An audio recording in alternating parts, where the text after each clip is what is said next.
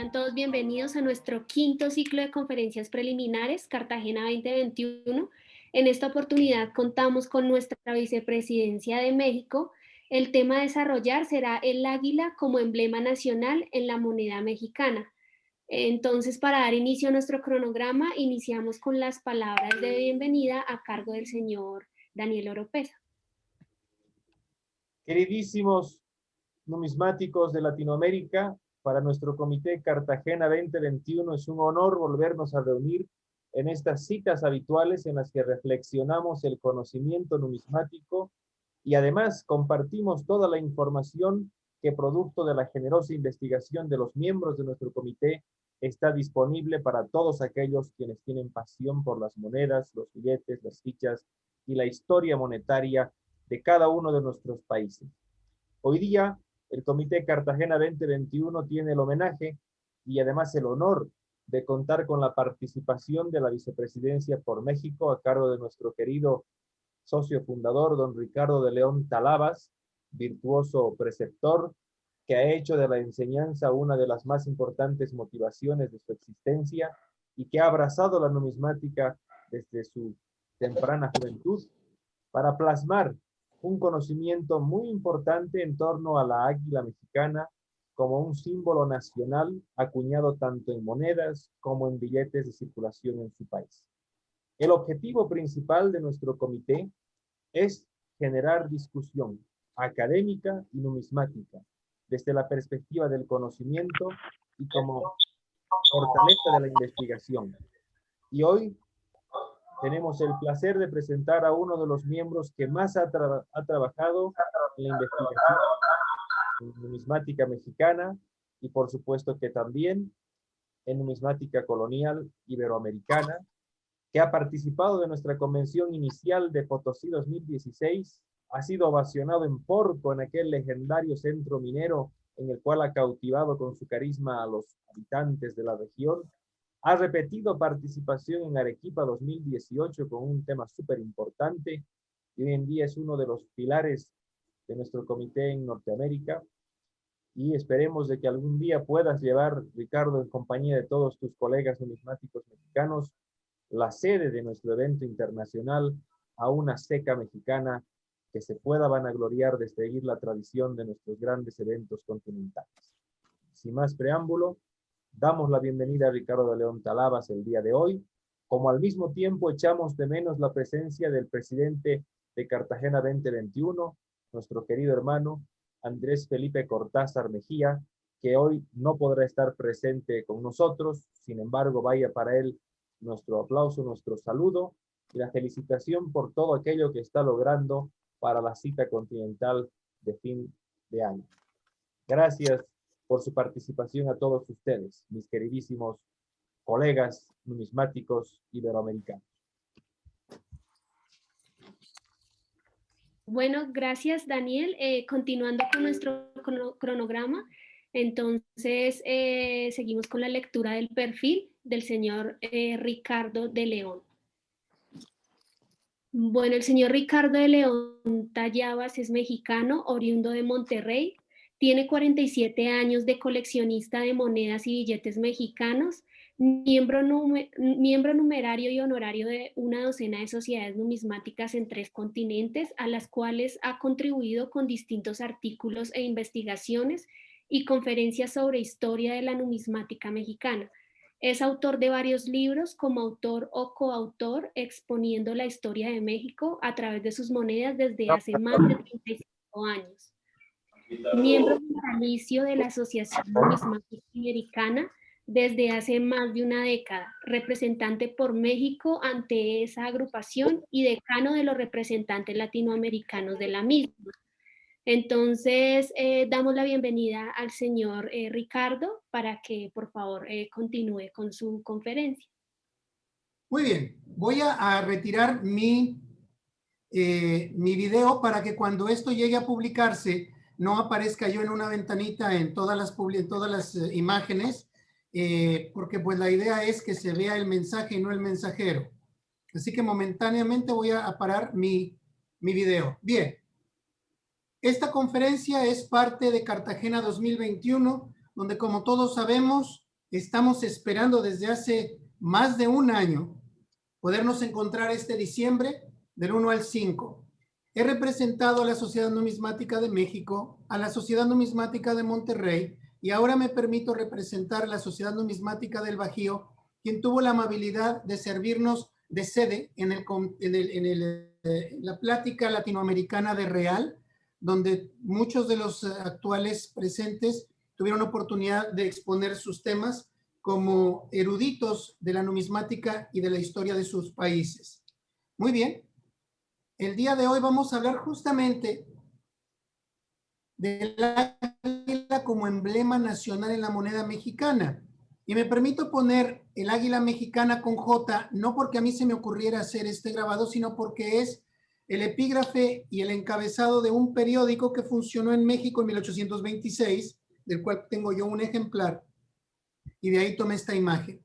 ¿Mexicana con J o mexicana con X? Bueno, depende de cómo se quiera ver. Hay algunos rumores nuevos en redes sociales que se dice que antes se escribía con J, pero en el momento en que México declara su independencia, lo escribe con X como una forma de rebeldía. Esto es absolutamente falso.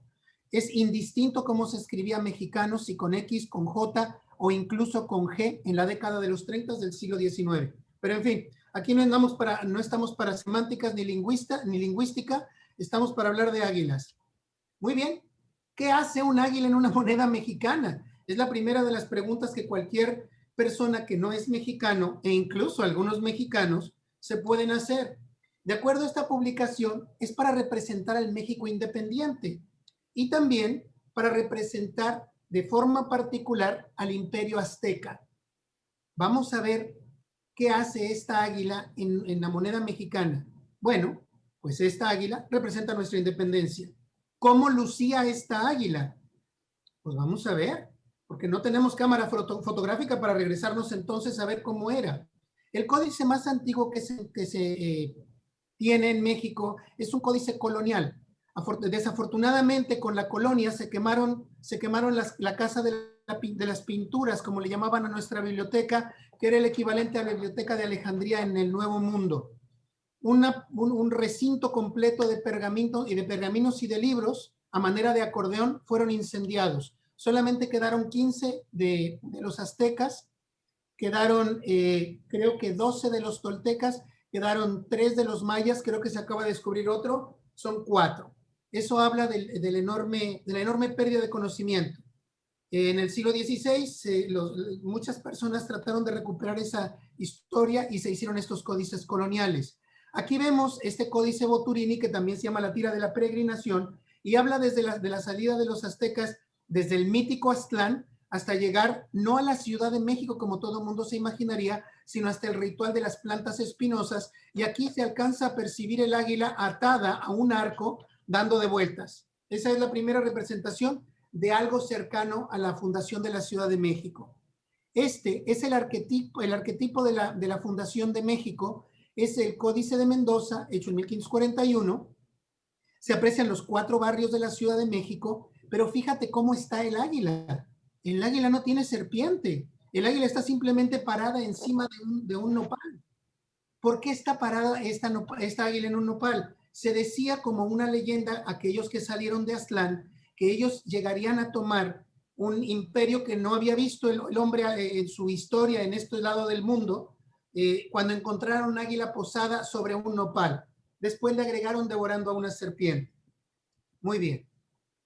Todavía seguimos sin serpiente en 1541. Llegamos al Códice Odoban. El Códice Odoban fue hecho en 1576 y este códice muestra precisamente de la salida de Aztlán, donde se supone que eran esclavos los aztecas, hasta la fundación de la Ciudad de México. No es hasta 1576 que se le aparece una culebra en el pico del águila. Ahí es como se funda la Ciudad de México. Muy bien. Pero no todos son miel sobre hojuelas sobre esta águila. El manuscrito de Tobar o Ramírez se llamó originalmente Tobar porque quien lo organiza y lo escribe y lo compila es un caballero de apellido Tobar en el último tercio del siglo XVIII. Y este señor guarda este manuscrito en el convento de San Francisco, en la biblioteca convento de San Francisco, en el archivo de ahí, y en 1856 estaban a punto de incendiar todo este archivo, y un caballero de apellido Ramírez logra salvar la mayor parte de este archivo en su casa, y es por eso es que a este documento también se le llama de Ramírez. Fíjate muy bien cómo se representa el águila, como devorando otra ave.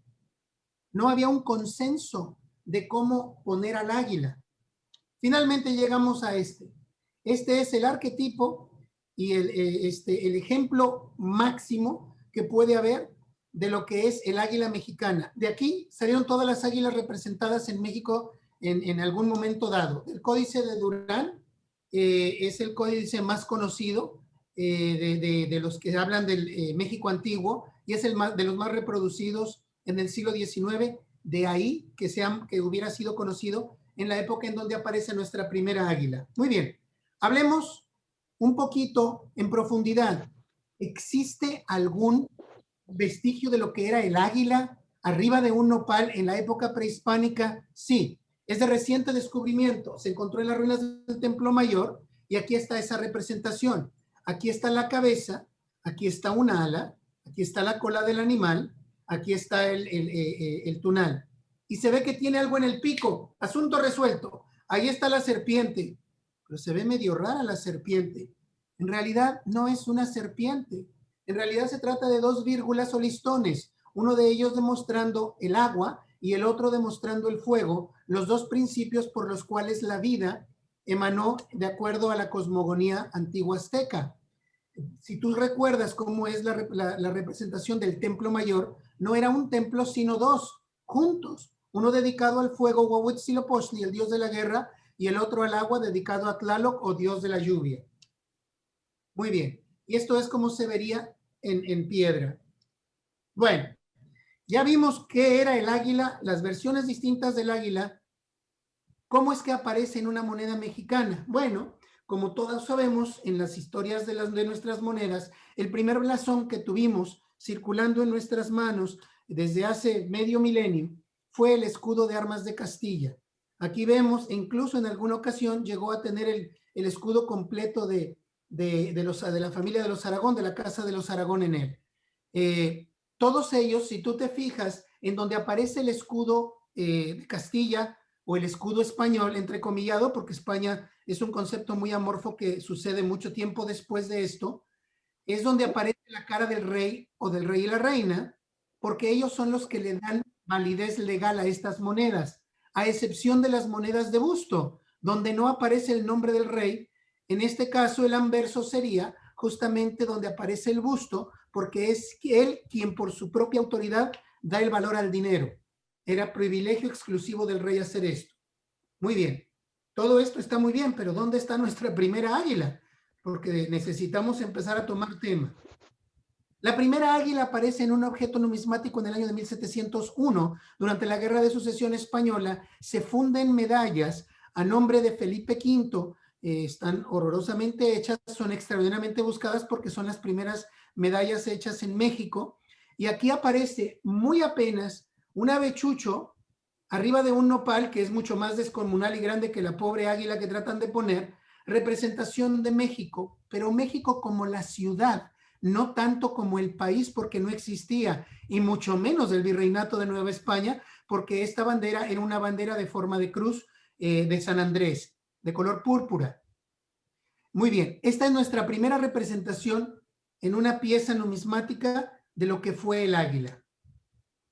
Esta águila después fue hecha de manera acuñada en el año de 1760 con la ascensión de Carlos III, y aquí se aprecia nuevamente el puente de tres ojos sosteniendo una torre que fue heredado de Carlos V para la muy noble y leal Ciudad de México, donde aparece un águila encima. Esto también se ha interpretado como un ave fénix. El ave fénix aquí no tiene nada que hacer. Es un águila representando precisamente a la Ciudad de México. Muy bien. Y en monedas. Bueno, debo decirte que en monedas no fuimos los mexicanos los primeros que pusimos un águila en una moneda. sucedió en 1794 en los Estados Unidos de Norteamérica, donde las monedas de ellos de plata de 50 centavos y de $1 llevaron un águila en sus monedas. Entonces nosotros copiamos el diseño del águila de los Estados Unidos. No, porque como has visto, el águila mexicana procede de una tradición netamente nuestra y el águila de ellos procede de una tradición romana. Es ahí que ellos ponen su águila. Muy bien. Vamos a hablar ahora sí de cuándo aparece un águila en nuestras monedas mexicanas. En México se hace la Suprema Junta Nacional, que de Suprema no tenía mucho, nacional menos. Era una junta de manera regional que lo único que tenía de oportunidad de hacer era hacer una representación de la voz general de lo que eran los criollos, el pensamiento criollo en aquella época. Viene la leyenda de Suprema Junta Nacional de América o Americana, creada en el año de 1811. Este era su sello primordial. En el escudo vienen las letras NFTON, que significa en latín non fecit alitere omni natione, que significa no hizo cosa igual en otra nación, parafraseando el versículo bíblico refiriéndose a la Virgen de Guadalupe y a su milagro, que es un tema ajeno a esta conversación. Muy bien, este sello es el que aparece en nuestra primera moneda mexicana con un águila. Se puso el puente de 3 ojos. En fechas recientes, Max Critch ha expresado la idea de que se trata del puente de Calderón, donde Hidalgo fue tomado, donde hizo su derrota fulminante a manos de los realistas de Calleja, pero esto en realidad es más que todo quizás la representación del puente de la Ciudad de México, donde era el último fin, llevar una representación ante un gobierno virreinal, un gobierno real, un gobierno de lo que sea, pero de alguna manera tener oportunidad de tener voz y voto. Es mi opinión que se refiere más a la Ciudad de México por los motivos expresados anteriormente. Obviamente se sacó el nopal de la tradición azteca, se sacó el águila, pero esta águila iba coronada. Iba coronada porque esta Suprema Junta Nacional Americana hablaba en nombre de Fernando VII. Y tú dirás, espérame tantito. Entonces la independencia de México fue de los realistas apoyando a Fernando VII contra los criollos apoyando a Fernando VII. En efecto, estas dos cosas sucedieron en un principio en el Virreinato de Nueva España.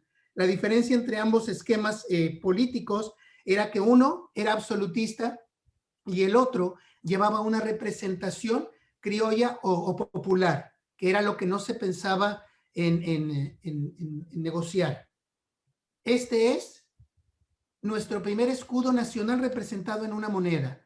Desafortunadamente estas monedas no fueron acuñadas sino vaciadas. Todas son de 8 reales, todas llevan el año de 1811 y hoy por hoy son piezas extraordinariamente falsificadas. Hay que conocer muy bien esta serie para no caer en un engaño. Estas piezas fueron también reselladas en su época, lo cual habla de su circulación. Estas piezas fueron descritas en su tiempo, un par de décadas después, explicando cuál era la representación, etcétera. Eventualmente esta Suprema Junta Nacional fue evolucionando a hacerse un congreso, pero de eso vamos a hablar en unos minutos. ¿Y cuál fue la razón de ello? ¿Cómo es que se pone un águila mexicana en una moneda? ¿Cuál fue la idea? Bueno, hay que pensar como ellos en el siglo XIX para ver qué era lo que trataban de hacer en poner la moneda mexicana un águila. Y realmente te voy a decir algo. Nadie la conoció en sus días como moneda mexicana. Hete aquí y te voy a explicar la razón. Y te voy a decir cómo se le llamó. Se utilizaron emblemas y blasones de los indígenas y de los criollos, perdóname, de los españoles, para mezclarlos en una especie de monograma o alegoría simbológica, donde hablara precisamente de que los criollos éramos de alguna forma una mezcla de 2 razas, teniendo una piel broncínea en lugar de ser blanca o de color o de tez oscura. Este fue el emblema que ellos tomaron al acomodar estos emblemas. La onda de los indígenas abajo, el carcaj de las flechas, la alabarda o pica de los españoles, la mano del destino empuñando el arco y la flecha con la cruz de Jesucristo encima para darnos a todos una iluminación y una buena providencia. Muy bien. Y esto es lo que se ve en las monedas fundidas. A partir de esta primera moneda es que todas las monedas que salgan en la independencia o de manera insurgente se van a conocer como monedas americanas, independiente de si llevaran en ellas o no la palabra América, como lo llevó esta primera.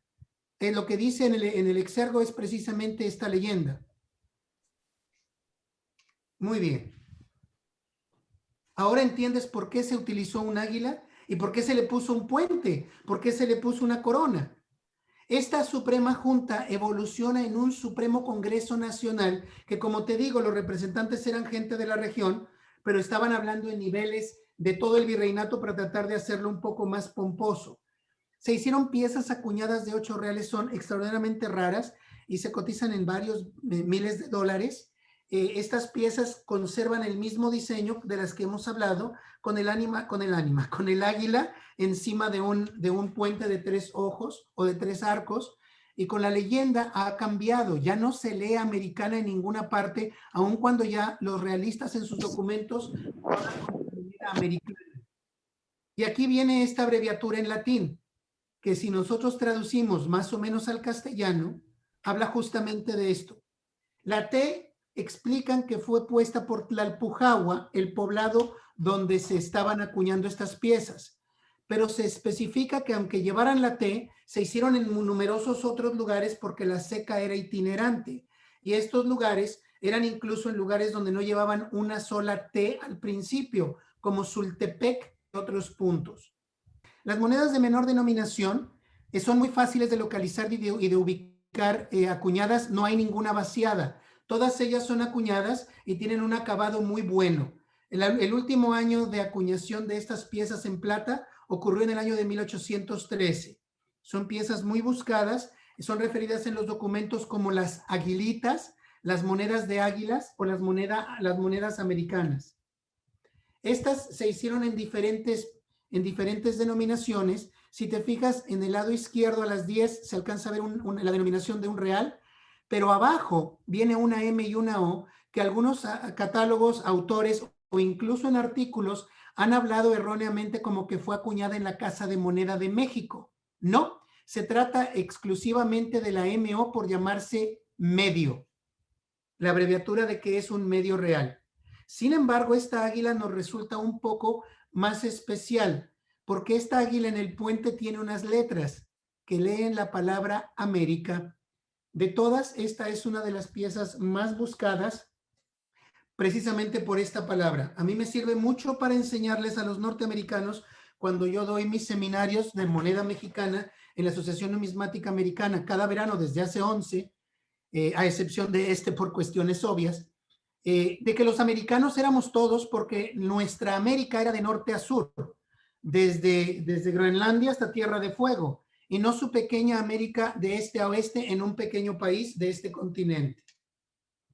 Las monedas de cobre llegaron a ser acuñadas hasta 1814 y también tienen exactamente el mismo diseño en la leyenda, con las mismas cuestiones políticas o gubernamentales.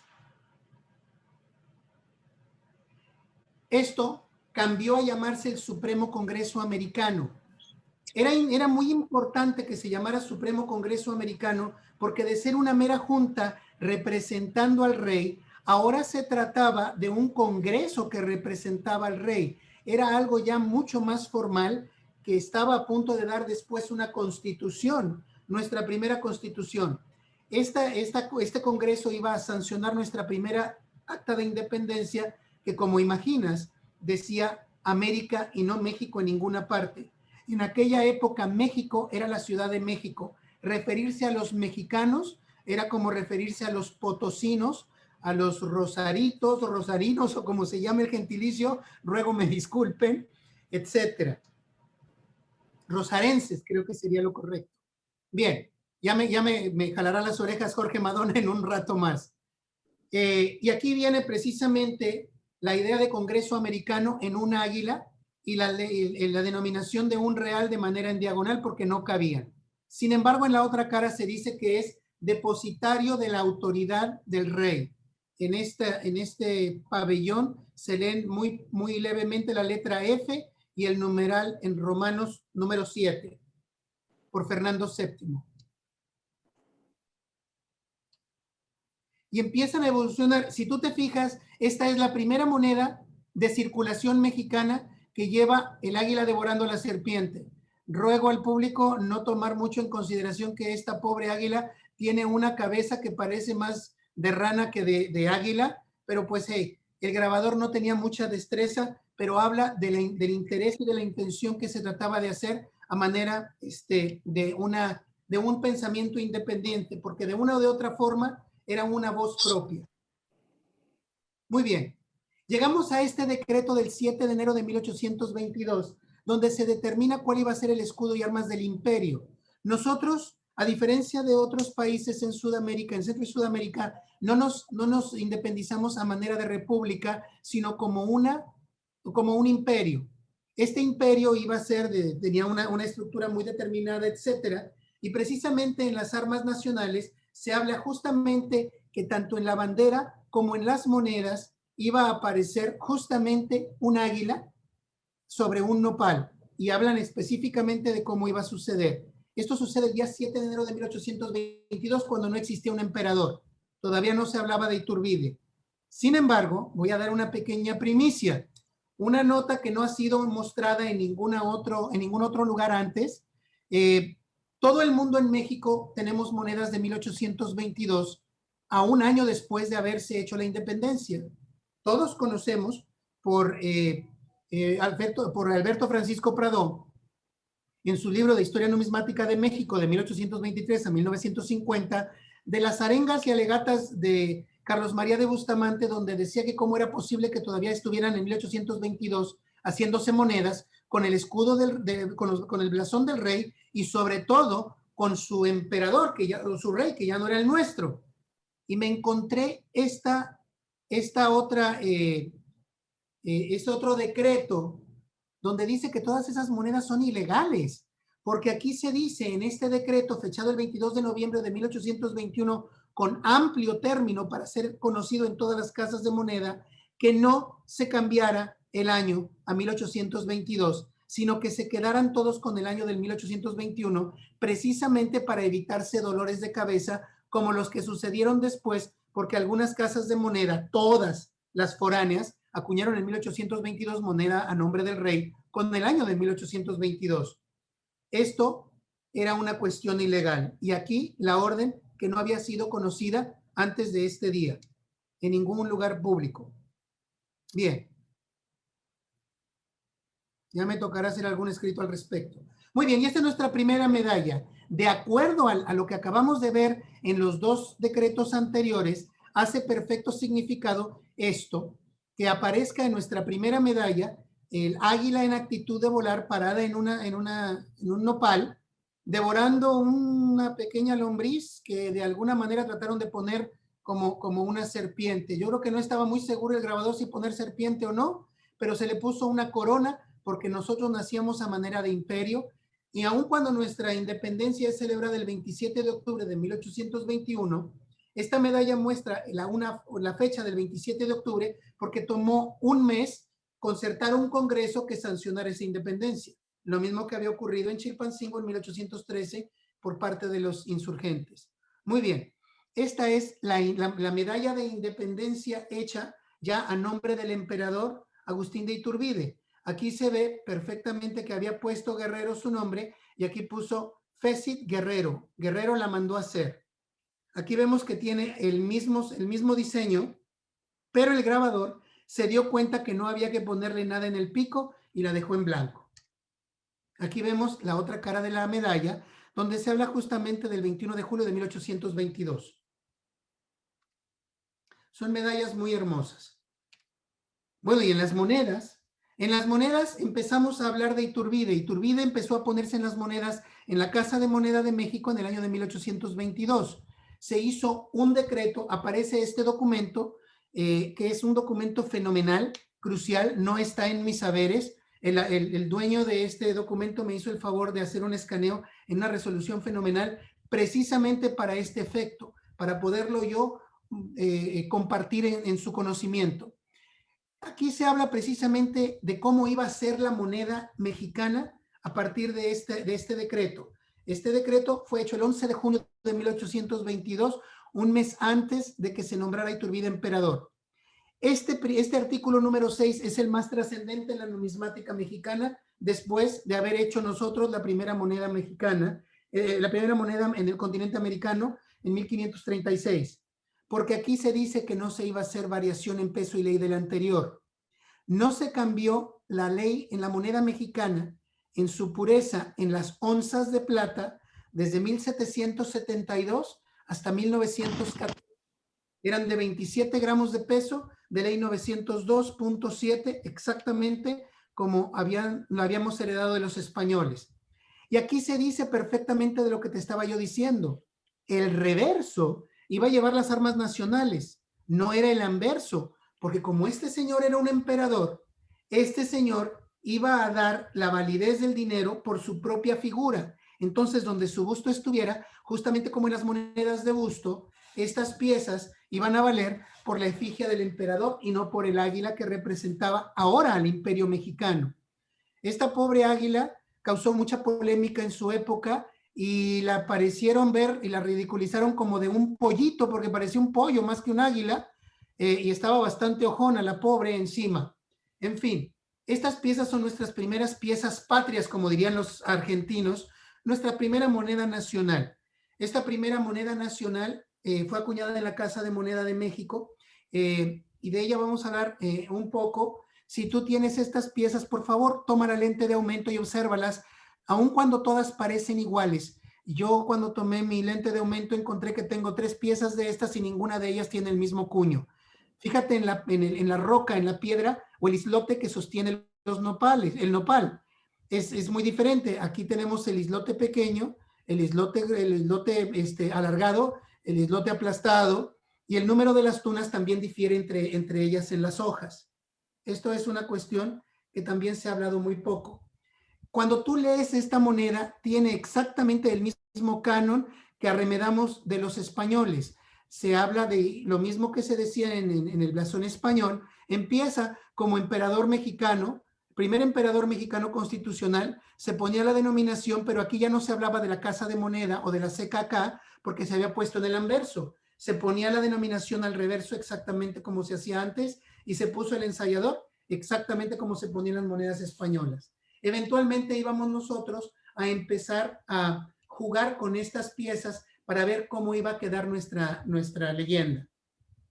Y aquí se hablaba de las monedas de oro.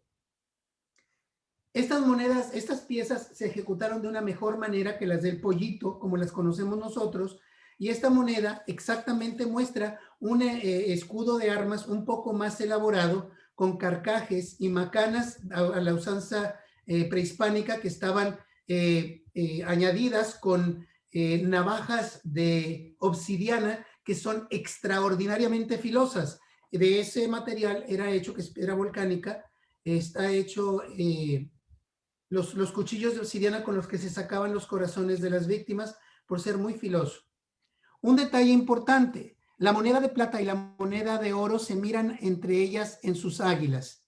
Fíjate cómo esta otra águila ya es de un aspecto mucho más elegante, y ya la denominación aparece debajo del islote. Eso significa que estábamos jugando con nuestra propia moneda en un principio para ver cómo iba a quedar. Perfecto. El papel moneda. En cualquiera de los catálogos tú verás que dicen: los primeros billetes mexicanos aparecen en el año de 1823 por decreto del 22 de diciembre de 1822. Bueno, sí y no. Estos no fueron billetes como tú y yo los imaginamos hoy. Nadie podía ir a comprar algo con estos pedazos de papel en ningún comercio o tienda de la época, mucho menos comprar un pasaje de barco o de alguna otra cosa. Estas cédulas de pago eran un instrumento de crédito muy inteligente, muy ingenioso. Estos servían exclusivamente para pagos para el gobierno. El gobierno lo pagaba en una tercera parte a sus soldados, a los burócratas, etcétera, y ellos, para regresárselo al gobierno, tenían que pagarlo con 2 monedas de plata. no lo recogían a menos que fueran en 3 pesos, y estos, uno de ellos tenía que ser en papel. El gobierno del imperio recuperaba monedas de plata al emitir estas piezas obligadas de cédulas de pago. No eran billetes.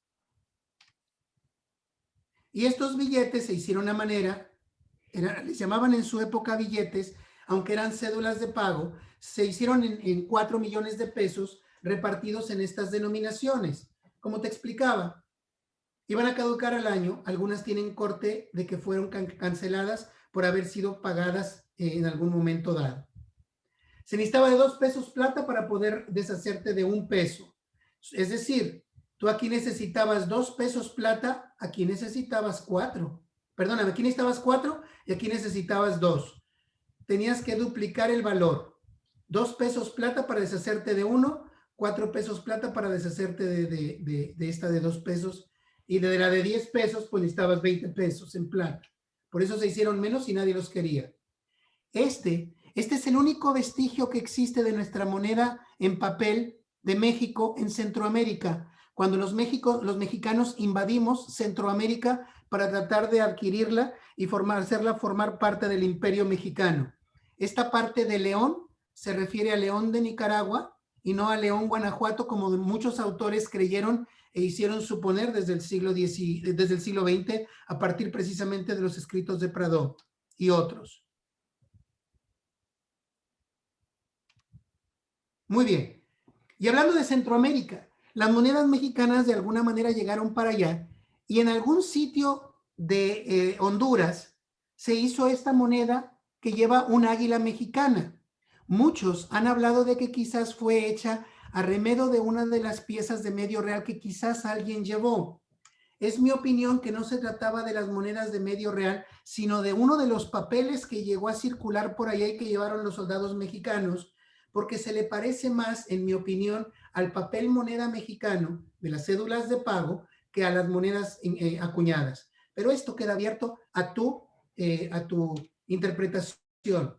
El reverso de esta pieza tenía una cruz, hablaba de que era acuñada en Tegucigalpa, y se me ha escapado una de estas de hacerme para mi colección, porque siempre se van en precios muy altos, son muy, muy buscadas tanto por los centroamericanos como por los mexicanos, por razones obvias.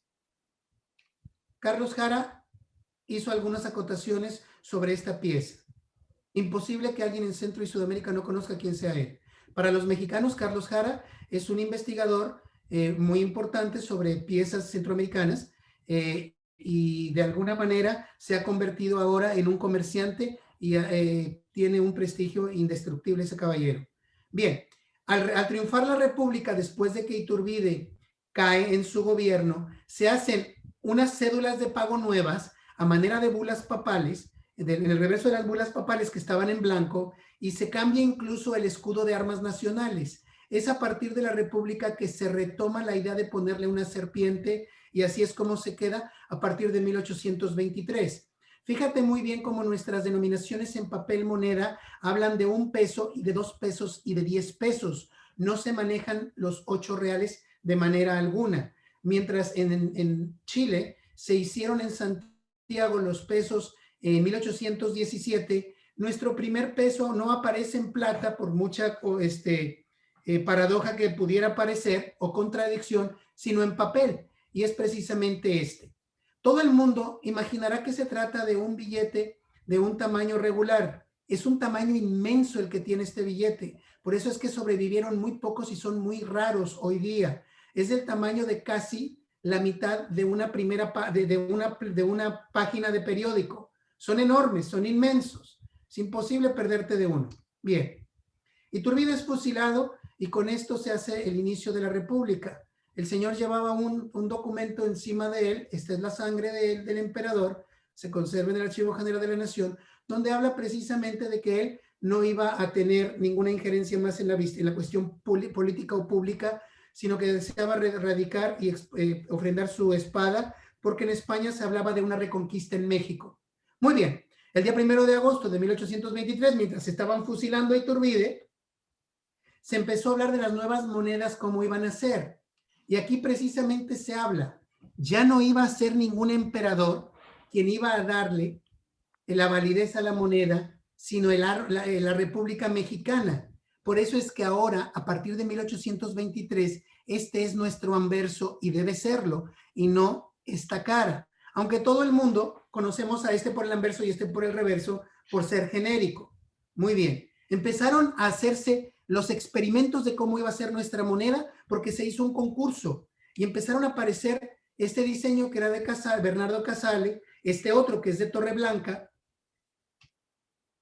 y el concurso ganó el de José Guerrero, que es este, de un águila de perfil muy hermosa. Se acuñaron en la Ciudad de México y en Guanajuato de una manera muy similar como tú ves. Son piezas muy difíciles de encontrar, son piezas muy buscadas, el águila de perfil, y estas piezas también las hizo una tercera casa de moneda, que es la de Durango, D.O. por Durango. Si tú te fijas, el gorro como que es distinto. Olvídate del gorro, prepárate para el águila. El águila tiene el águila más singular de todas las que se hayan hecho en la monedación mexicana, no tanto por el águila en sí, porque es un águila pues bastante primitiva, etcétera, es la de Bernardo Casale, que de alguna manera llegaron sus cuños, o quizás él mismo, a grabar los demás en Durango. Mira tú la serpiente cambia, es como una danza de muerte entre el águila y la serpiente hasta que la serpiente cae muerta. Ahí está el águila desafiante, esta es el águila, perdóname, la serpiente desafiante, la serpiente muerta, y esta que yo llamo la serpiente agonizante, de la cual no te muestro una moneda por no contar con ella en mi colección. Estas dos piezas son en condición muy superior a lo que usualmente se ve. Son piezas que no son comunes. Muy bien. Continuamos. Se hicieron todavía nuevos diseños en 1824. ¿Cuál fue la razón? La gente se empezó a quejar del diseño y del acabado de estas monedas. A nosotros los coleccionistas nos parecen hermosísimas porque son las más raras. Pero en su época, el 6 de octubre de 1824, se pasa un decreto donde se cambia la moneda a este diseño. Ciertamente son mucho más raras que las de perfil, pero jamás van a alcanzar el precio de una de las de perfil precisamente por la demanda que estas tienen. Estas monedas tienen un acabado mucho mejor y son más elegantes, y la gente de la época las aceptó sin chistar. Esta preciosa águila de perfil fue cambiada por un águila de frente que a muchos de nosotros nos parece un poco más sucinta, pero que a la gente de la época le pareció fenomenal con el pensamiento político que se vivía entonces. Y de ese momento aparece el águila de frente en nuestra monedación en plata, y después lo haría en cobre. Oh, el cobre, ciertamente. Mira tú, cada águila es diferente, cada águila es distinta. ¿Por qué?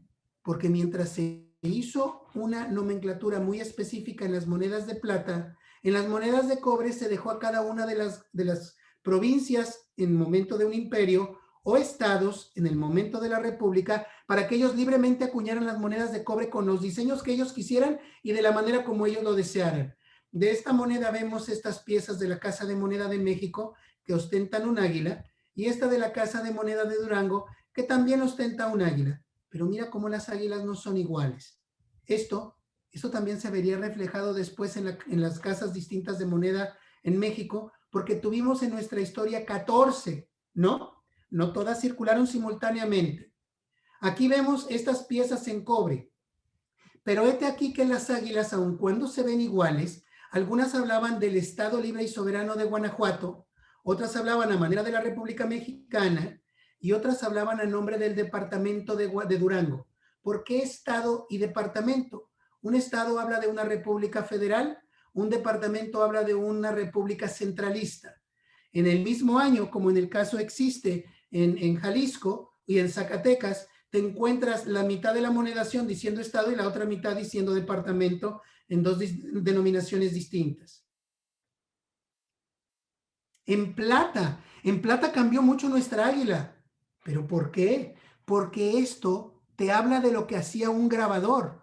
La ley era interpretada de una manera muy singular en cada una de las casas de moneda, y las casas de moneda decían, mientras de México no me manden matrices, yo puedo hacer lo mejor que pueda con lo que yo tengo aquí en mi casa de acuñación. puedes ver cómo los diferentes diseños de águilas fueron hechos en las monedas mexicanas. Por las puras águilas, muchos de nosotros podemos decirte cuál es la casa de moneda del otro lado. Esta es de Guanajuato, esta es de Durango, estas son de Hermosillo, esta es de Chihuahua, esta es de la Casa de Moneda de México. Y esta es de Hermosillo. Muy bien. Pero vemos que también en las monedas grandes, es decir, en las monedas de 8 reales, se aprecian diferencias tremendas en las onzas de plata. Aquí vemos de distintas casas de moneda. Esta en particular a mí me gusta mucho por dos motivos. La primera porque es una variante muy rara que tiene una R sobre una R acostada, pero sobre todo porque tiene un choque de troqueles que hacen ver al águila de una manera muy galante, en mi opinión. Muy bien. Y aquí vemos ejemplos bastante drásticos de las distintas casas de moneda.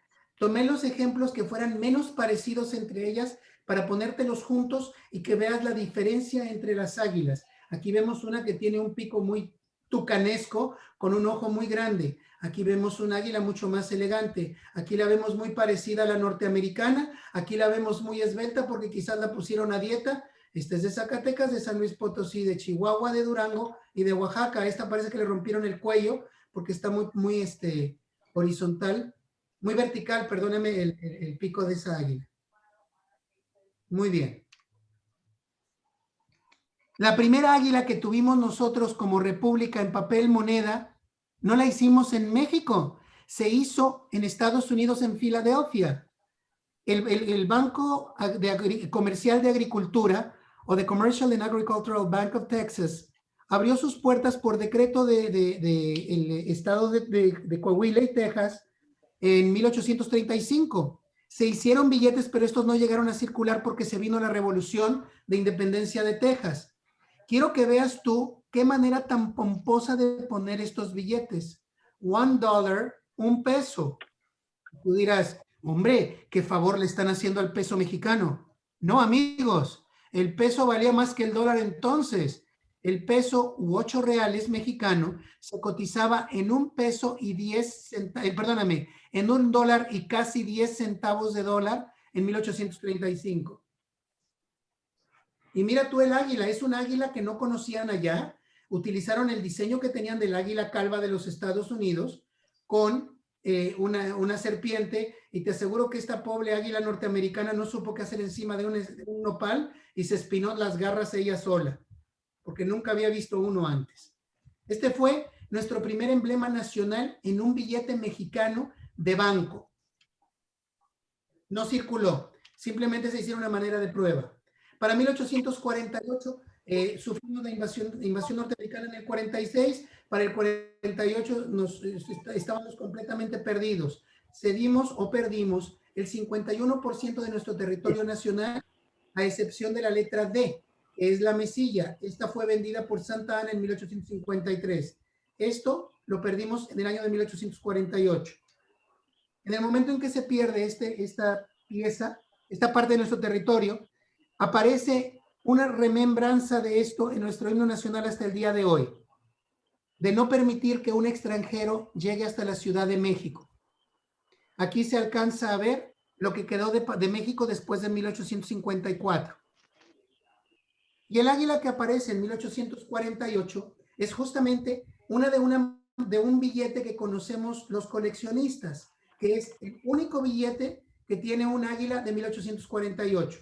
Por mucho tiempo esta pieza fue un enigma para los coleccionistas y para los historiadores numismáticos, porque se decía Estado de México y decían, se habla de la República Mexicana en el sentido magnificado de la palabra Estado, pero la mayor parte de la gente coincidíamos entonces con que era una emisión del Estado de México. Sí, en México tenemos un estado que lleva el nombre de México, Estado de México, República Mexicana.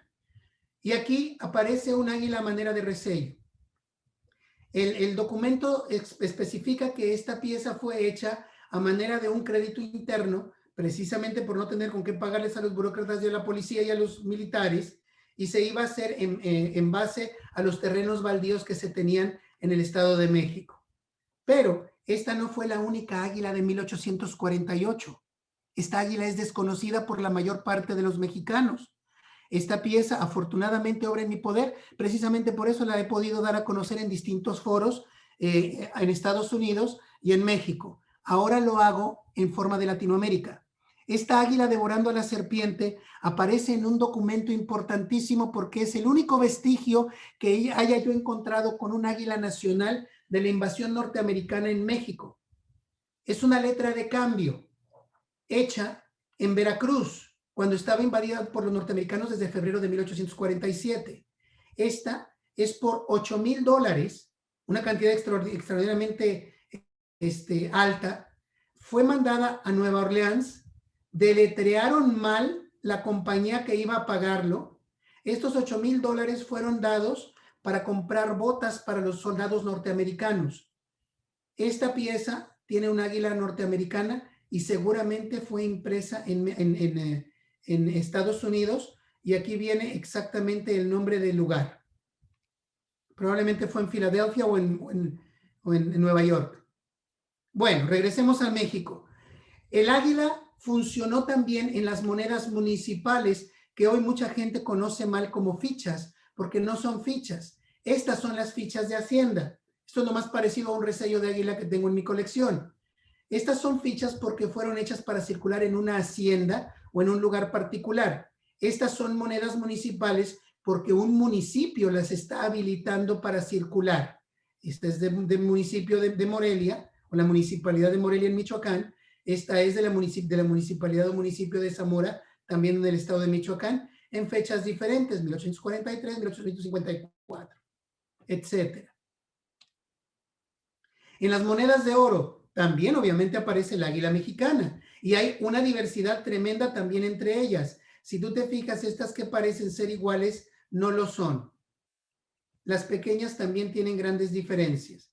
Como te das cuenta, en esa época se pedía que se hicieran águilas, pero no necesariamente se ayudaba o se decía exactamente cómo. Aquí se ven rombos como alas, en las alas. Aquí se ve un plumaje muy grueso, aquí mucho más delgado y exquisito, etc. Y viene finalmente el sistema decimal. El sistema decimal siempre se ha dicho que fue por Maximiliano. No, no fue por Maximiliano, fue por Juárez. Tampoco. La primera vez que se habla del sistema decimal ocurre en 1841 por Santa Ana, pero nada más funcionó por unos días, y eso a manera de experimento. Hay algunas pruebas de ellos en diciembre de 1841, y una pieza de $1 en anverso de 1842, y de su águila también. La primera vez que se hace en forma esta introducción del sistema métrico decimal sucede con el gobierno precisamente de Benito Juárez, cuando estábamos siendo invadidos por 3 potencias, de las cuales vamos a hablar en unos minutos. Y aquí vemos la primera vez que se hace una prueba de una manera ya más formal, en el año de 1862, de una moneda de 1 centavo mexicano. Fíjate cómo el águila está mirando hacia el lado izquierdo en lugar de hacia el lado derecho, como siempre se hace. Es un experimento. Esta moneda, aun a pesar de que la vea circulada, no se hizo para circular. Alguien se la robó de alguno de los archivos monetarios y se fue a comprar alguna fruta en la época y circuló la moneda de alguna forma. Se hicieron también monedas de plata. Mira tú cómo las monedas de plata tienen la orientación correcta del águila. Estas piezas son muy raras, las del 62, son bastante escasas las del 63, particularmente en plata. Fuimos invadidos por los españoles, por los británicos y por los franceses en 1861, porque Juárez llegó a una capital de un país absolutamente en bancarrota y no pudo cumplir con los compromisos de deuda externa, declarando una moratoria. Por eso es que llegan estas 3 potencias a Veracruz, no con ganas de invadir al país ni quedarse con él, sino simplemente de hacer un concreto acuerdo con Juárez para ver cómo iba a arreglarse la situación. Eventualmente todos se van, a excepción de los franceses, que rompen el tratado, y los franceses son apoyados por los belgas, porque la emperatriz Carlota era emperatriz belga, y por los austríacos en un principio de manera bastante indirecta y limitada, porque Maximiliano era hermano de Francisco José, emperador de Austria. Y obviamente por Napoleón. De estos 3 países, los 3 países estaban dentro del sistema métrico decimal. De esta manera, no era difícil que al momento de llegar los invasores y poder establecer un gobierno en la Ciudad de México, el sistema decimal creciera en México. La monedación de Maximiliano sucede después de que llega Maximiliano a México.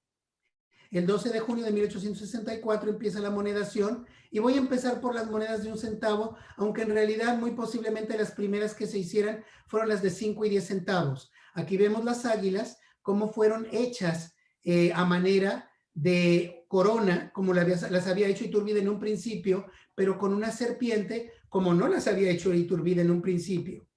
¿Por qué estoy poniendo monedas republicanas aquí? Porque no lo vas a creer, pero simultáneamente de estar haciendo moneda y de manera de imperio, se siguieron haciendo monedas republicanas a nombre del imperio y se hicieron a nombre de la república por carecerse de cuños.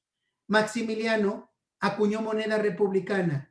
Benito Juárez nunca acuñó una sola moneda imperial, porque nunca tuvo un cuño a la mano, si no fuera lo que también hubiera hecho lo mismo. ¿Cómo iba a ser este escudo imperial? Desde la partida de Maximiliano, él había ya creado y dado a conocer en Austria cómo iba a ser su escudo. De todas maneras, y su corona. De todas maneras, él en su viaje a México perfiló y afinó algunas cosas. Y esta fue la primera moneda que llevó su efigie en las monedas menores, que fue la moneda de 50 centavos. Es muy difícil encontrar este tipo de pátina en las monedas mexicanas. Tengo la fortuna de poseer este ejemplar en mi colección. La mayor parte de las piezas se encuentran limpiadas, como vas a ver en un momento más. Si tú te fijas, el escudo del águila que se utilizó fue simplificado. La leyenda equidad en la justicia fue el lema de Maximiliano. Esto es como apareció en las onzas. La primera vez que aparece una efigie de Maximiliano en una moneda mexicana sucede en las monedas de 1 onza de plata y no en las de tostón o de 50 centavos, como te estoy yo mostrando. Lo hice simplemente para respetar el orden ascendiente de denominación. ¿Cómo era el escudo de Maximiliano? Te lo enseñé brevemente, pero si tú te fijas, circulaban las monedas de 5 francos franceses y este era el emblema de los franceses. La moneda de Maximiliano iba a remedar esto de una manera muy flagrante.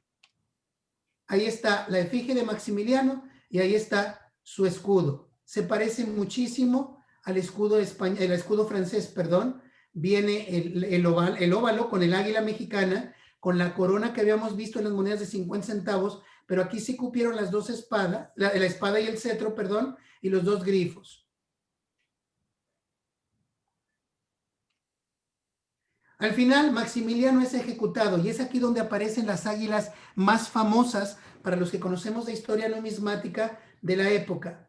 Maximiliano debería estar aquí porque este es el sitio de honor. Maximiliano fue puesto a la derecha porque él le pidió a Miramón que se pusiera en medio. Y él le dijo, no me es posible hacer eso, su majestad, porque este es su lugar. Y Maximiliano le dijo, como tu emperador te ordeno que te pongas en el lugar de honor. Como un amigo tuyo te lo suplico. Miramón no tuvo más remedio que ponerse ahí. Antes de ser ejecutado, Maximiliano se acercó a los 7 miembros, a los 7 miembros que iban a ejecutarlo y le dio 1 onza de oro con su efigie a cada una de ellos. Esta onza la vamos a ver en un minuto. Es de este tipo. Se acuñaron 8,624 piezas. Si tú vas con un comerciante que te venda una de estas onzas, te dirá sin duda que fue de las que dio y repartió Maximiliano ese día de su muerte, el 19 de junio de 1867, a las 7:20 de la mañana en el Cerro de las Campanas de Querétaro. Aquí vemos la moneda de Maximiliano con el águila más famosa del imperio, en mi opinión. Y esta pieza es doblemente importante. Es la única moneda que existe de oro de Maximiliano. Y esta pieza es la única moneda, la primera moneda de oro en denominación decimal acuñada en México, 20 pesos. Esta pieza se conoce en 3 tipos. La que tengo yo tiene la resquebrajadura debajo del número 2. Don Bailey fue el que encontró estas piezas en fines de los 60, principios de los 70. Triunfó Juárez, la República ha triunfado. Se hicieron medallas magníficas como esta de San Luis Potosí, donde se habla precisamente del sentimiento republicano. Se hacen monedas de cobre con esta misma águila, pero no se utiliza el lema de República Mexicana, sino de libertad y reforma, que era el lema de Juárez. El de Maximiliano era equidad en la justicia. Pero, oh sorpresa, aun cuando se había ordenado que se hicieran monedas decimales, se hacen monedas de $1/4 de real. Esto significa que para 1867 tenías tú monedas del antiguo sistema español de reales, monedas decimales mexicanas, y de esta manera se hace el famoso memorándum número 32, donde Dublán ordena que de alguna manera se tiene que ordenar la moneda mexicana, porque se estaban circulando de dulce de chile y de canela en lugar de tener una sola moneda. Pasaría mucho tiempo antes de que México tuviera una moneda única, de un diseño único. Esta era la moneda que se había ordenado con el gorro frigio de la libertad. Esta moneda era la que había hecho Juárez en un principio. De alguna manera llegó a Chihuahua uno de estos ejemplares y fueron copiados en 1869. Esta pieza se tomó de este diseño. Nadie conocía estas monedas. Todas ellas circulaban simultáneamente. Una de ellas fue hecha en la Ciudad de México, la otra fue hecha en Chihuahua. Y las águilas, como te imaginarás, también fueron distintas. Esta es una pieza muy rara de 1868, donde ya se ve el águila que iba a permanecer hasta muy entrado el siglo XIX. Aquí se veía la ley o pureza de la plata que las otras dos no llevaban y que era muy importante que se debían llevar. El problema es que ahora, mientras la Casa de Moneda de México las estaba haciendo en un principio, ahora la Casa de Moneda de San Luis Potosí también las está haciendo. Tenían necesidad imperiosa de regular estas monedas y hacerlas únicas. Fíjate bien cómo las águilas también variaban mucho, dependiendo del lugar donde se hicieran. Esta fue la primera unificación de moneda mexicana que tuvimos, donde ya las monedas se ordenaron y todos llevaron el mismo diseño. A partir de 1869, empezando con la moneda de 1 centavo, todas iban a ser iguales hasta 1897. Las monedas de 5 centavos que aparecieron en 68, a manera de una emisión muy rara, en el 69 ya se hacen de una manera regular de este tipo. Y así sucedieron también en las monedas pequeñas de 10 centavos, en estas de 25 y 50 centavos lo mismo. Y en las monedas de onza también se hicieron, pero ya con un diseño un poco más elaborado y agregado por el tamaño de la pieza. Aquí se expresaban el sistema, el poder legislativo por el pergamino, el poder ejecutivo por la espada y el poder judicial por la balanza. La leyenda, la casa de moneda y el ensayador, y aquí la ley de pureza de plata. Nuestra primera moneda, representada en papel con el águila mexicana en lo que realmente ya fue México y ya en castellano, ocurrió en el año de 1878, en esta emisión de $1 del Banco Mexicano. Fíjate cómo aparece con J. Como te decía, era indistinto. Aquí está la representación de nuestra primer águila en papel moneda. Y aquí es como se veían los billetes ya hechos. Este es nuestro primer billete mostrando un águila. Aunque no lo creas, las águilas en los billetes de banco no fueron un emblema muy popular. Muy pocos bancos lo pusieron. Vamos a mostrar algunos de ellos. Si tú te fijas debajo del número de folio sobre el lado izquierdo, ves el año en que fue hecho este billete. Si tú te fijas, no era importante la fecha, nada más el año.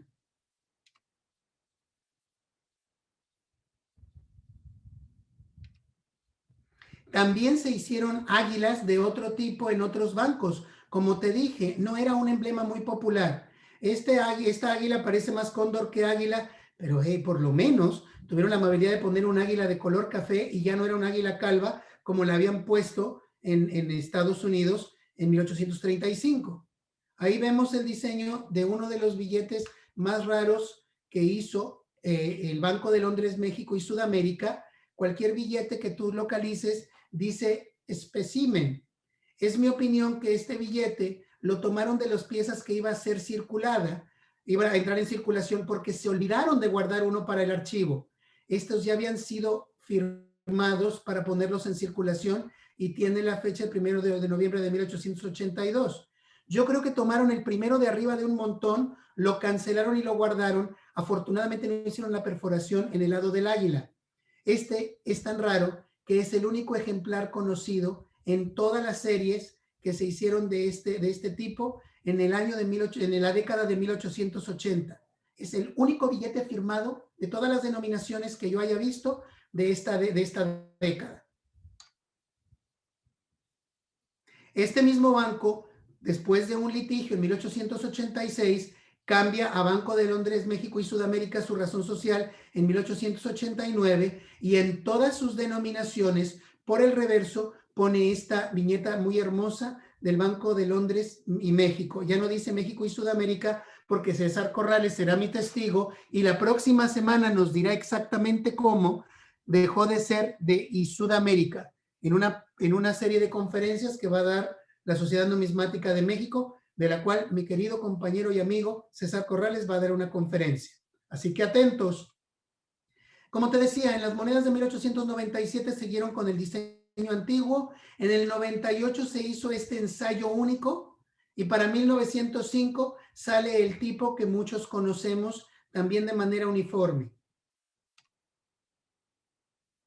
Para 1910, esta hermosísima moneda conmemorando el primer centenario de la independencia mexicana tiene un águila muy clásica de la época, del estilo de la moda con que se estaba viviendo entonces, y sigue siendo una víbora puesta en pico de una serpiente, de un águila parada sobre una penca de nopal. En los billetes, como te decía, se hicieron algunas viñetas muy específicas.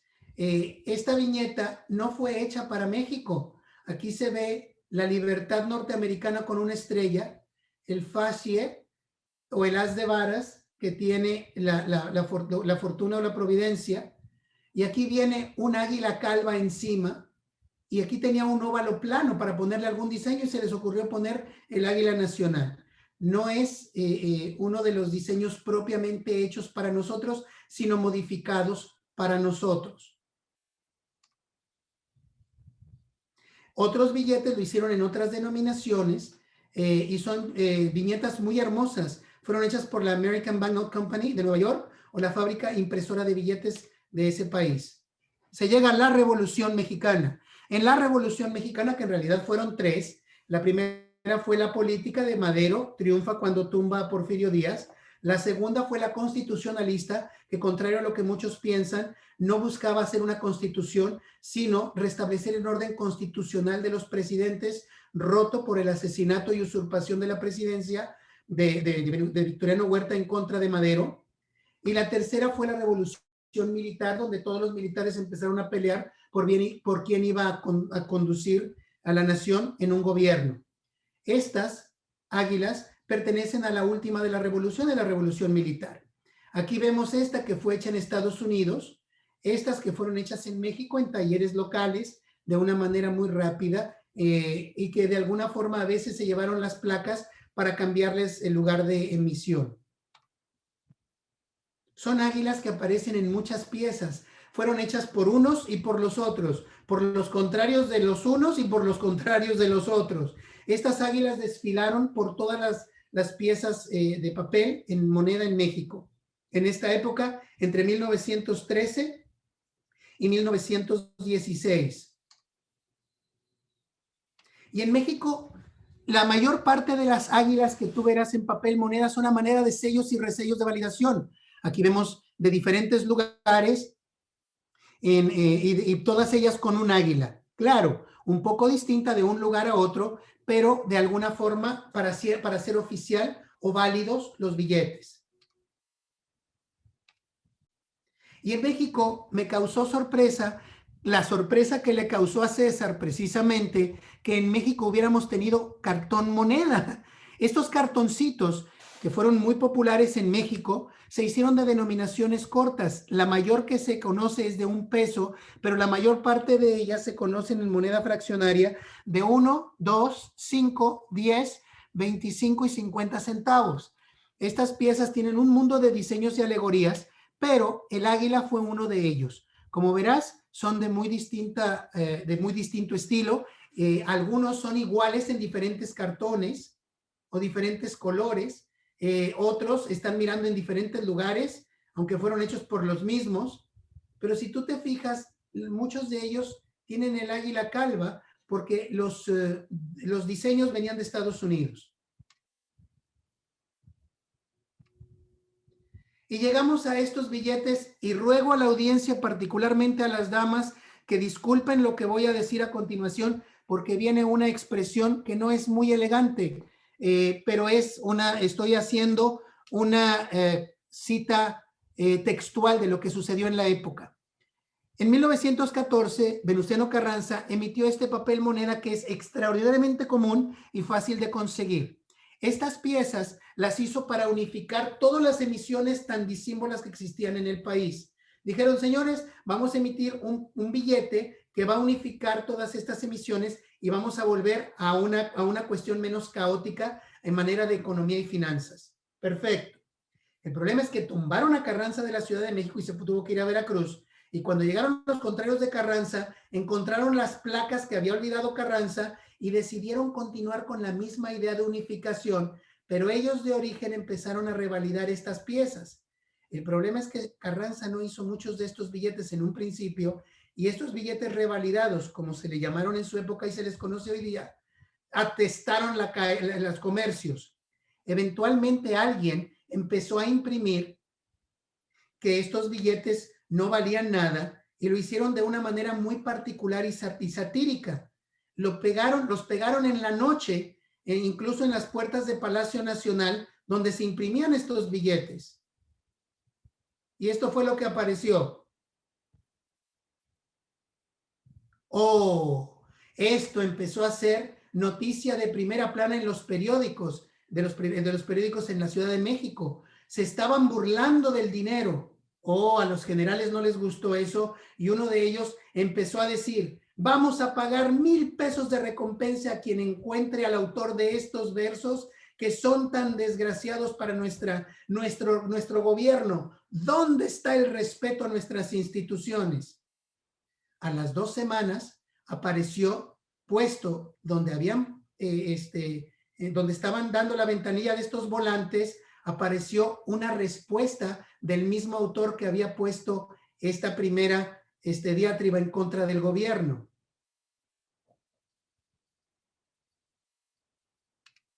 Estas fueron unas águilas bastante connotorias. Y las monedas, bueno, las monedas de la Revolución también lo tuvieron, pero te debo decir que no todas gozaron con la misma situación que estas que estás viendo tú aquí, que más o menos son parecidas. Y más o menos son parecidas porque las hizo el mismo joyero. Se secuestraron al único joyero que había en Taxco y había otro, se llamaba Melitón Rodríguez, creo Gutiérrez, y había otra persona que estaba con él y también se lo llevaron.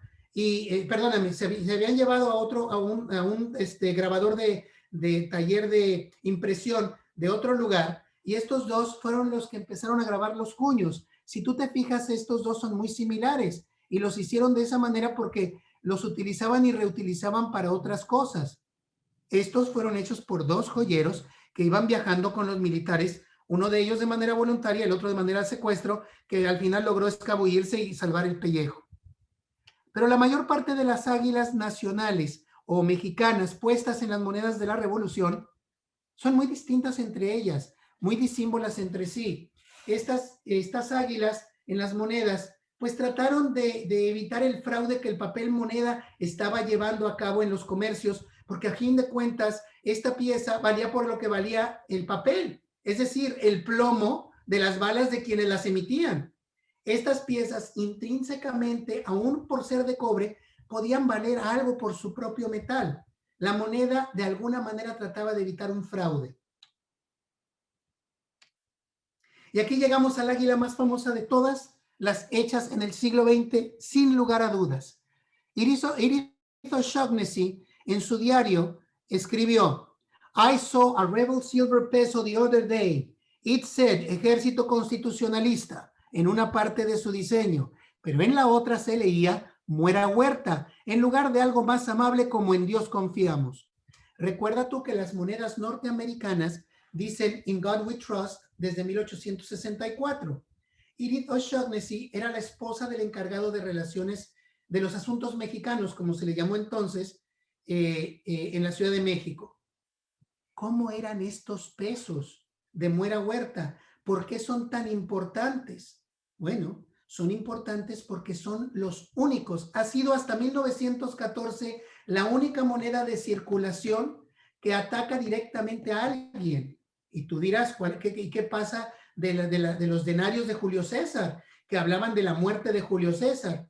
Ciertamente, pero en las monedas decía los idus de marzo y las dagas con las que mataron a Julio César. No se decía muera Julio César, porque Julio César ya estaba muerto.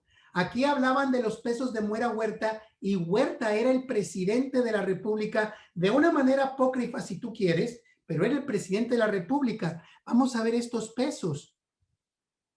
Se hizo un diseño muy primitivo, con un águila otra vez que parecía rana, y una serpiente que parecía enchufe, de los que de cable de eléctrico, más que cualquier cosa.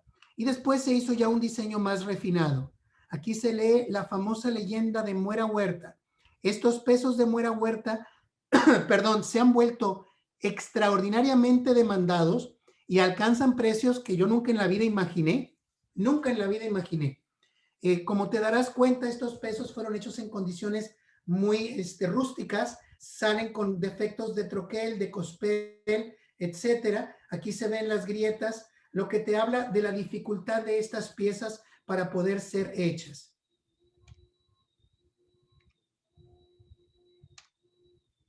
Pero hay muchas más águilas, hay muchos más decretos de qué hablar. ¿Cómo llegamos a la moneda moderna? ¿Cómo se unificó la moneda? Bueno, esta es una charla para hacerte un esbozo y he abusado demasiado de tu tiempo. De esta manera te doy las gracias a nombre de México por haber tenido la paciencia de escuchar un poco acerca de las voces en metal y en papel de cómo llegaron las águilas a ser parte de la moneda del circulante mexicano. Quedo muy a la orden y quedo abierto a cualquier pregunta en caso de que la hubiera. Muchísimas gracias. Felicitaciones, querido Ricardo, has hecho una magnífica presentación. Tú eres un hombre que domina el tema de la numismática mexicana y de la historia local, y quedamos todos muy agradecidos por tu brillante participación. Cedemos el micrófono a las personas que deseen alguna consulta o comentar la magnífica participación que has tenido. Saludos, Ricardo. Entré tarde, pero vi la charla. ¿Qué tal? Gracias, Ogi. Muy amable, muy gentil. Magnífica charla, señor Ricardo. Muchísimas gracias. Muy a la orden. Un abrazo a ustedes y a todos ustedes. Felicitaciones, Ricardo. Gracias. Un gran desarrollo de las águilas en México, y yo conocía por vos de las primeras monedas acuñadas en territorio mexicano y no conocía de las primeras monedas mexicanas. Bueno, ahora me he desburrado un poco. Y te vuelvo a felicitar, gran ponencia, y me llama la atención por qué no han estudiado los distintos cuños de las monedas de 1822, lo que serían las primeras monedas mexicanas, habiendo diferencia de cuños, como citaste. Te comento, mi querido Jorge, lo siguiente. La mayor parte de los coleccionistas se fijan en las diferencias más obvias, más grandes, como la diferencia de leyenda o de su distribución. En el momento en que se habla de la primera moneda mexicana, como nosotros subimos 14 casas de moneda para escoger, es ahora que empieza la gente a arañar un poco lo que son las cuestiones más delicadas de las piezas. Si tú te fijas en los libros de los 8 reales como resplandores, se hablan apenas de algunas de las diferencias entre ellas, pero es imposible hablar de todas, porque son muchas casas de moneda, son muchas piezas. En las monedas argentinas, por ejemplo, pues ustedes las mandaron a hacer en Potosí y los cuños se elaboraron y fueron de una manera muy limitada. Por eso es que ustedes conocen quién, cómo, cuándo y dónde, me explico. En México es mucho más difícil porque hubieron casas de moneda emitiendo piezas simultáneamente. En la Casa de Moneda de México en 1822, como tú bien dices, se hicieron 3 tipos de moneda, nada más a grosso modo, me explico. Entonces, a los coleccionistas les interesan los tipos grandes. Ya los especializados irán por los detalles y a medida que estos detalles empiecen a darse a conocer, pues yo supongo que cobrarán un poco de mayor interés. Pero comparto contigo la sorpresa. Cuando yo le empecé a echar la lente de aumento a mis monedas, dije, Dios de mi vida, aquí hay 3 cuños distintos y nadie los ha mencionado. ¿Cuál es el motivo o razón? Esperemos que de estos 3 al rato sean 25, me explico, con los demás compañeros que empiecen a husmear en sus cosas. Bueno, hay mucho para estudiar. En Argentina las primeras monedas de 1813 se acuñaron durante 8 meses y tenemos 50 juegos de cuños diferentes, imagínate. Pero ustedes han tenido la paciencia y la diligencia de tener gente acuciosa que ha tenido la oportunidad de checarlos. Nosotros, desafortunadamente, no, mi querido amigo. Muchas gracias. A la orden. Sí, muy buenas. Interesantísima la charla, Bernabé, desde Panamá. Una consulta. Se habla mucho del águila, como has dicho ahora, y las diferentes. ¿No hay ninguna normativa que regulara la serpiente, de lo que comentaste, que mire para arriba, que mire para abajo, que mire hacia otro lado, que esté como tumbada, que esté como muerta? ¿No hay ninguna norma de esa al respecto? Mira, Gracias. mi querido Bernabé, te agradezco primero que nada tu amable pregunta. Existe la normativa ahora. El último cambio grande que sufrió la moneda mexicana no sucedió hace mucho tiempo, y yo ya había estado en este planeta, como diría mi papá. Le cambiaron la serpiente por ser una serpiente que termina sin cascabeles a ponerle cascabeles, porque en los documentos se muestran las serpientes siempre con cascabel y no sin ella. No sin esta cuestión de anatomía. Pero la normativa sí se daba, pero era muy genérica. Se decía, debe tener un águila mirando de frente con una pata izquierda aquí, y entonces el grabador tomaba la interpretación a partir de ese momento. No se hizo una uniformidad, sino hasta que hubo la oportunidad de que la Casa de Moneda de México, que siempre ha sido la directriz, pudiera mandar los punzones o las matrices a las distintas casas foráneas, como se les llamó en su época, para que pudieran hacer las mismas monedas ya hechas. Lo que se acostumbraba a hacer no era mandar matrices, sino mandar los cuños abiertos, donde los hacían en México y nada más le ponían las 2 letras de la Casa de Moneda y las 2 letras del ensayador. Se ponían el 1 y el 8 para que en la Casa de Moneda se cerrara el año en que se iba a utilizar. ¿Sí me explico? Entonces, pero eso no sucedió sino hasta 1880. Antes, pues mientras más o menos estuviera el águila devorando a la serpiente, ya cumplían con el requisito legal. Ok, muchas gracias. Muy a la orden, muy gentil tu pregunta. Ricardo, buenas noches, Hilton de Brasil. Ricardo, nunca he pensado en esto, pero el águila de Maximiliano es una águila napoleónica que es romana también. Fue una cosa muy bien pensada porque convergió una águila europea totalmente romanizada con el águila mexicana, así por decir. Fue una idea muy buena en el escudo. Nunca me ocurriera esto. Qué bueno que tuviste oportunidad de hacer una conexión personal a un conocimiento que ya tenías. Y recuerda, muchas veces las coincidencias no son sino colofones lógicos a eventos simultáneos que se estaban llevando en otro lado, que muchas veces nosotros tenemos una visión demasiado específica de nuestro país o de nuestra región sin ver lo que estaba sucediendo más allá de este lugar o de este foco de interpretación o de historia. Y pues muchas veces las cuestiones están entrelazadas o hermanadas. Muchísimas gracias, Hilton, y un abrazo. Gracias. Hola, buenas noches, Ricardo. ¿Cómo estás? ¿Cómo te va? Qué gusto. Saludos a todos. Mi querido Luis Roberto Ponte, un abrazo tremendo hasta donde te ubiques. Que mi querido, estás como Carmen Sandiego, no sabe uno dónde estás. Bueno, sigo en España. Tengo un año ya en España esperando regresar. Pues mira, me fascinó tu charla. Es una... me di cuenta en tu exposición, con la velocidad que ibas pasando las cosas, que hiciste un esfuerzo extraordinario para hacer una síntesis de una cosa vasta en un rato relativamente pequeño. A mí siempre me ha dado la impresión de que la numismática mexicana es tan absolutamente masiva que me ha dado miedo meterme a estudiarla, pero viendo tu charla,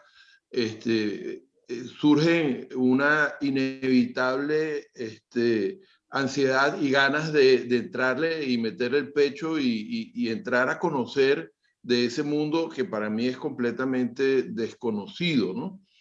Y la introducción a través de las águilas, sin duda que es una manera muy atractiva de inducir a una persona que no tiene conocimientos de México a que se interese. A mí particularmente las piezas de la etapa temprana después de la independencia o de la época de la guerra de independencia es lo que más me atrae. Pero viendo lo que tú comentas de las diferentes revoluciones que hubo en México hasta 1914, es que no se acaba nunca. Te felicito, realmente ha sido un paseo extraordinario por una película que ocuparía varios volúmenes, pienso yo. Muchas gracias.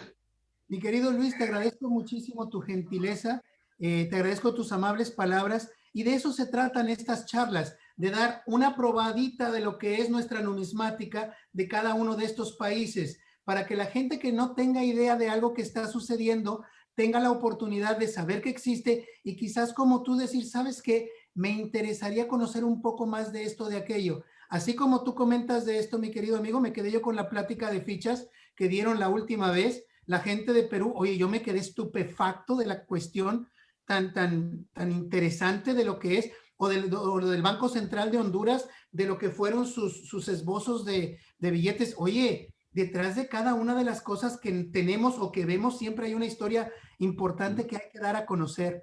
Muchísimas gracias, mi querido Luis, y esperemos vernos para darnos un abrazo pronto. Seguro, muchas felicitaciones. Gracias. ¿Cómo estás, Renzo? ¿Qué tal, Renzo? Una pregunta, mira, bueno, primero realmente comparto lo que está diciendo todos los que comentan, ¿no? La historia numismática mexicana es verdaderamente descomunal. Es increíble todo lo que puede tener y tantas variantes simultáneas, 14 fecas, bueno, ya, es bien complicado seguirlas. Me quería referir a las monedas municipales. Más o menos hay algo que dé una guía sobre las monedas municipales, en el sentido de si ya las han catalogado o algo, o todavía es un tema muy por explorar, porque entendiendo que cada municipio, o sea, deben haber N municipios y cada uno de repente sea. Aquí tienes tu respuesta, mi querido Renzo. Las monedas municipales, el autor es el primer presidente de la Sociedad Numismática, el segundo presidente de la Sociedad Numismática de Monterrey, Mauricio Fernández Garza. Es un libro muy grueso, muy vistoso, muy bien hecho. Desafortunadamente es extraordinariamente raro. El señor lo hizo de esa forma para que nosotros nos desgañitemos buscándolo, y acaba de sacar otros dos volúmenes de estas piezas municipales. Te voy a explicar algo que es importante. En todas las monedas municipales nada más existen 2 o 3 decretos. Los demás son piezas que no se sabe cómo salieron, que existen alguna referencia mínima de su circulación de algún lado, que se presupone alguna situación, que fueron hechos en lugares pobrísimos, y lo que él hace para no dejar nada más la pura fotografía de esa moneda municipal es poner 3 o 4 renglones del lugar donde se hizo. Por ejemplo, si la pieza dice 1837, él pondría algo así como: el censo de población de 1850 señala que tuvo 6,000 habitantes. Punto. Pero no dice nada de la moneda, no dice ni siquiera quién pudo haberla hecho o por qué, etcétera. Pero oye, por lo menos es una guía, como dices tú, y te da un orden. Te dice qué hubo en algunos lugares. La mayor parte de las monedas municipales se hicieron en el centro y en el sur de México, que es donde el comercio floreció. En el lugar de donde yo provengo, que es Monterrey, que está al norte, pues es un desierto, un semidesierto. Entonces el comercio fue muy poco y muy pocas piezas de estas vimos nosotros. En mi tierra de Monterrey, yo he leído los documentos donde se ordenan hacerse cuartillas en 1814. He hecho un par de artículos al respecto. Pregúntame dónde hay una. Ni siquiera la describen, compadre, ni siquiera la describen. Hubo un resello en Monterrey también. Se habla de los 987 pesos que se resellaron. Se dice de dónde los tomaron y qué clase de más o menos piezas fueron. Y luego se habla de cómo fueron fundidas en 1823. Todas.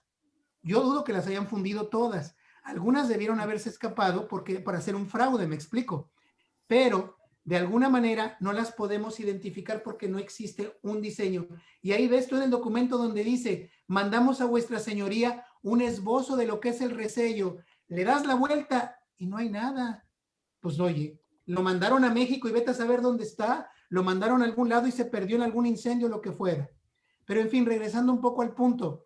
Sabía que te iba a interesar a ti el tema de las monedas municipales y de las fichas porque sé que de eso hablas tú. Las monedas municipales, este libro es nuevo, salió hace apenas un par de años y los otros 2 volúmenes salieron este año y están agotados. Se venden en $200 ahorita esos volúmenes. No me avisaron, si no me hubiera quedado yo con un juego. Pero bien, eso es lo que ocurre con la moneda municipal. Son piezas que se han vuelto muy caras. Cuando yo era niño y empezaba en colección, había casos donde te vendían una por 3 pesos, que era el equivalente de 25 centavos de dólar. Y nadie las queríamos, estaban muy feas. Ahora cada una de ellas se va como muy, muy lastimada o bajo el precio en $80. De haber sabido me hubiera llevado el casito completo y me hubiera olvidado de los 8 reales. Pero en fin, bien a la orden. Haber sabido. Siempre es de haber sabido, querido Ricardo. Octavio Arrieche quiere hacer participación desde Santiago. Sí, en principio, bueno, creo que ya han felicitado bastante a Ricardo, de verdad que, wow, en lo particular he disfrutado esta charla un mundo porque no había tenido la oportunidad de ver a alguien que hablara de la numismática mexicana. Me llamó mucho la atención el tema de los tipos de águilas que se han representado a lo largo del acuñamiento de las monedas en México. Y me recuerda que aquí en Chile precisamente también hay mucha diferencia en cuanto a la morfología del ave como tal, ¿no? De hecho, es el cóndor el que en mucha época se representó y precisamente por la morfología está un peso que le llaman el peso águila y también hay algunas que le dicen paloma, pero es por el tema de la morfología y son datos súper interesantes en lo que tiene que ver con el diseño y el grabado en las monedas.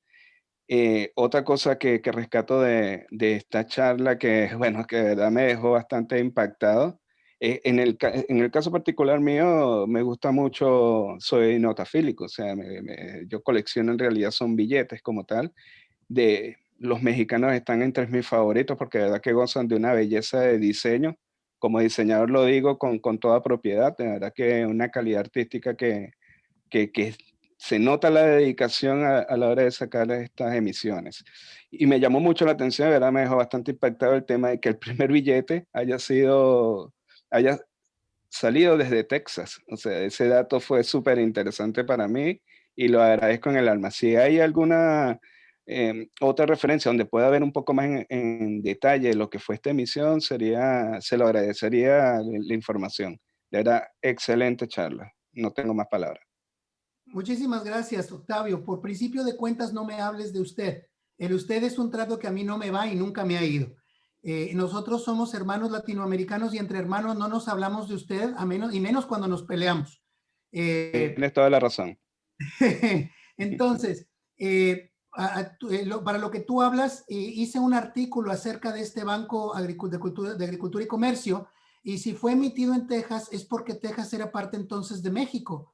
Por eso tuvo una sanción de una legislatura de México que estaba en Saltillo, y es ahí donde ellos el 11 de marzo de 1835 le dan la concesión a este banco para que emita billetes hasta por $100,000, $1 millón, no, $100,000. Pero esta concesión que fue dada no pudo funcionar porque se viene la Revolución de Independencia y después, curiosamente, y como colofón, la legislatura de Texas, ya cuando se independiza, le vuelve a sancionar la concesión, diciendo que sí era válida la concesión que le dieron los mexicanos, y le dice que ahora le eleva el número por $1 millón de dólares.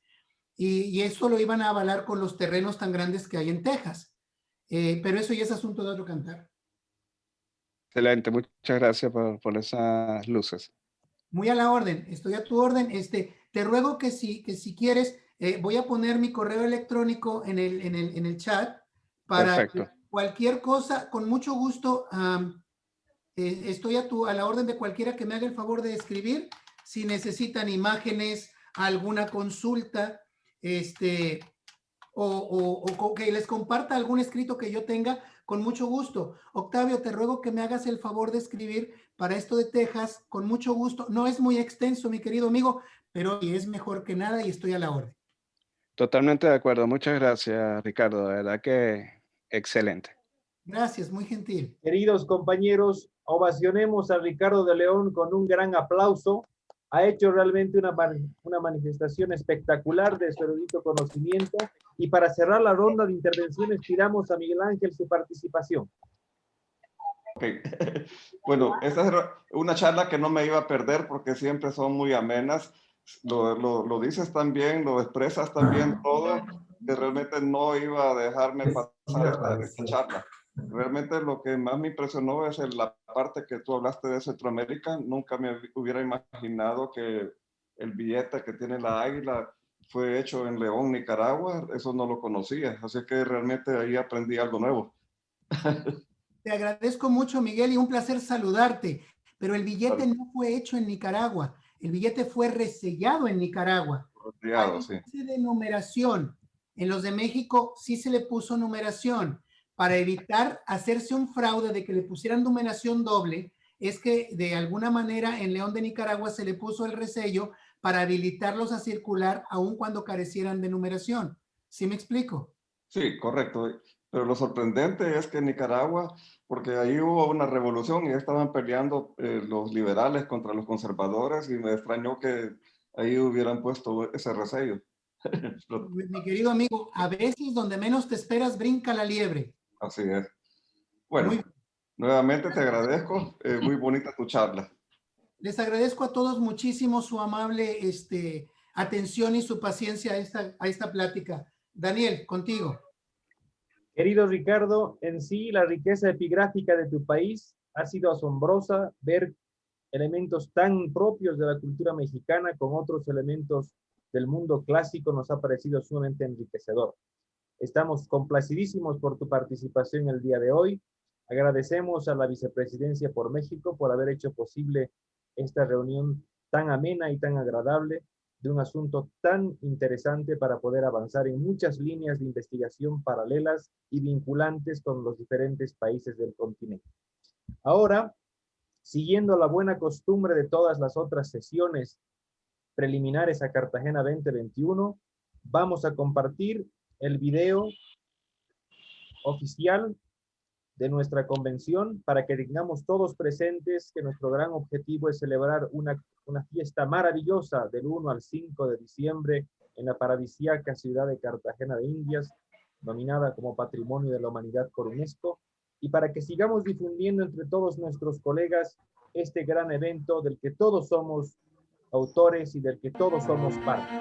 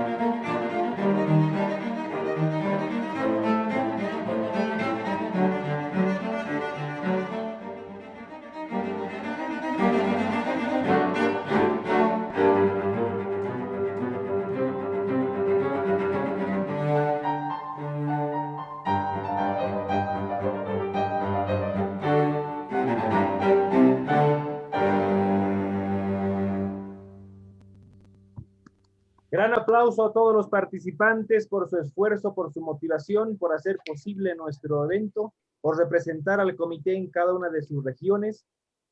Y antes de cerrar, tenemos que hacer una invitación súper importante, pues la siguiente conferencia preliminar estará destinada al sur de nuestro continente y será efectuada por nuestra vicepresidencia en Argentina. Jorge Madona será anfitrión de la próxima sesión y estaremos evocando un asunto muy importante en torno a la numismática argentina, de mano de dos grandes académicos como son Mariano Cohen, acá presente, y Luciano Pesano, y además evocando la memoria del desaparecido erudito colega numismático nuestro, don Fernando Chau. Quiero pedirte, querido Jorge, de que tú cierres la sesión del día de hoy haciendo una convocatoria y una invitación para todos nuestros colegas de asistir a la próxima charla del día 2 de mayo. Gracias, Daniel, por la presentación. Bueno, como mencionabas, esta terrible pandemia nos ha llevado el último de una camada, una generación de numismáticos, Fernando Chau, y lo lamentamos y queremos aprovechar la ocasión para hacerle el homenaje por el fallecimiento. Luciano va a estar hablando acerca de toda su producción bibliográfica, de toda su vida numismática, y luego cierra Mariano Cohen con la monedación de la provincia de La Rioja, en Argentina, y las palabras en homenaje van a estar a cargo de Eduardo Darjan y Mariano Cohen. Así que los esperamos a todos el día 29 de abril, jueves 29 de abril, a las 9 de la noche de Argentina. Googleenlo en su país a ver qué hora es, y si no consultan. Y como verán al pie del afiche, se han agregado estos últimos días varios patrocinadores nuevos. Bueno, queremos agradecer también a los patrocinadores porque van a permitir que esta convención sea un lujo realmente como todos soñamos. Nada más, los esperamos el 29. Muchas gracias. Hasta la próxima cita, mis queridos amigos. Ha sido un placer enorme reencontrarnos. Les mandamos un abrazo fraterno desde el Comité Internacional de Historiadores y Numismáticos Cartagena 2021. Un abrazo muy especial para nuestros vicepresidentes, los miembros fundadores de nuestro comité, nuestros colegas numismáticos y todos y cada uno los presentes. Un gran abrazo también a Jorge Proctor, que con la comisión académica ha cerrado un ciclo importante rumbo a las ponencias que se van a dictar en diciembre de este año. Todo se va perfilando con la mejor alineación. Será un placer enorme el reencuentro. Abrazo enorme para todos ustedes y muchas bendiciones. Nuestra sesión ha concluido. Gracias, Daniel, y gracias a Ricardo. Muy agradecidos. Muchas gracias.